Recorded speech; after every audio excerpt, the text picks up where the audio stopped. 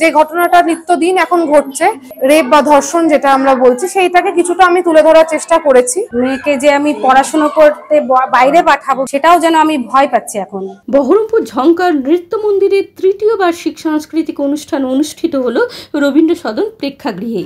মূলত নারী শক্তিকে প্রাধান্য দিয়েই এদিনের এই সাংস্কৃতিক অনুষ্ঠানের আয়োজন করা হয়। নারীদের সম্পর্কে বলতে গেলে বলবো যে আমাদের অস্তিত্ব এখন বিপন্নের দিকে। কারণ আমি নিজে একজন নারী এবং আমার খুব ইচ্ছে ছিল যেন আমার কন্যা সন্তানই হয়। তো আমি খুশি, আমার একটাই মেয়ে এবং একমাত্র কন্যা। তো এখন খুব ভয় পাই আমি।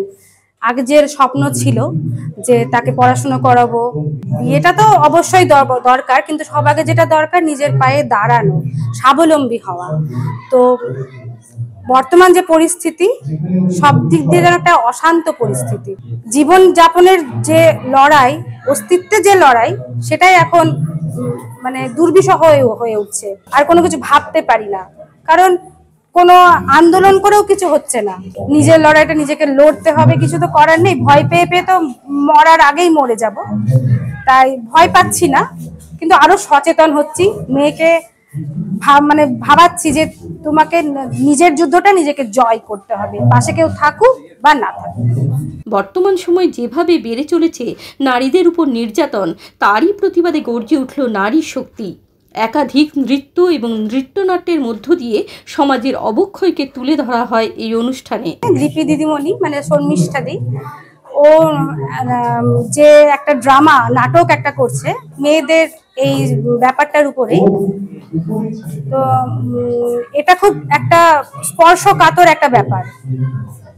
নাটকটাতে দেখলে এটা মানে বোঝা যাবে। আর চারিদিকে যা ঘটছে এটা তো আমরা বুঝতেই পারছি।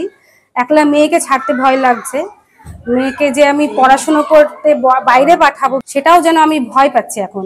প্রায় 50 জন শিল্পী নিয়ে আয়োজন করা হয় বিভিন্ন ধরনের নৃত্যানুষ্ঠান। এদিনের এই অনুষ্ঠানের আনুষ্ঠানিকভাবে শুভ উদ্বোধন করলেন শহর বহরমপুরের বিশিষ্ট মনোরোগ বিশেষজ্ঞ চিকিৎসক অরুণিমা চ্যাটার্জি। এছাড়া উপস্থিত ছিলেন বিশিষ্ট সঙ্গীত শিল্পী তথা নাট্য ব্যক্তিত্ব অনুপ চক্রবর্তী সহ একাধিক বিশিষ্ট ব্যক্তিবর্গ।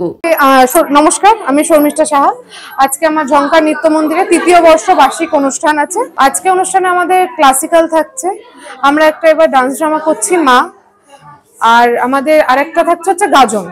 মাদের কিছু ডান্স, বাচ্চাদের কিছু ক্লাসিক্যাল পারফরমেন্স, এই সবকিছু নিয়ে, কিছু হিন্দি কিছু বাংলা, সবকিছু নিয়ে আমাদের এবার অনুষ্ঠান। নারী শক্তিকে প্রাধান্য দিয়েছে। এখানে আমার ডান্স ড্রামার মধ্যে যে ঘটনাটা নিত্যদিন এখন ঘটছে, রেপ বা ধর্ষণ যেটা আমরা বলছি, সেইটাকে কিছুটা আমি তুলে ধরার চেষ্টা করেছি। প্রথম দিন থেকে যদি আমরা শেখাতে শুরু করি যে মহিলা পুরুষ বলে আলাদা কিছু হয় না, দুটোই সমান, দুজনেই সমান, দুজনের সমান অধিকার, তাহলে হয়তো এই ঘটনাটা ভবিষ্যতে হবে না। কিন্তু সেটা শুরু করতে হবে একদম প্রথম বাড়ি থেকে।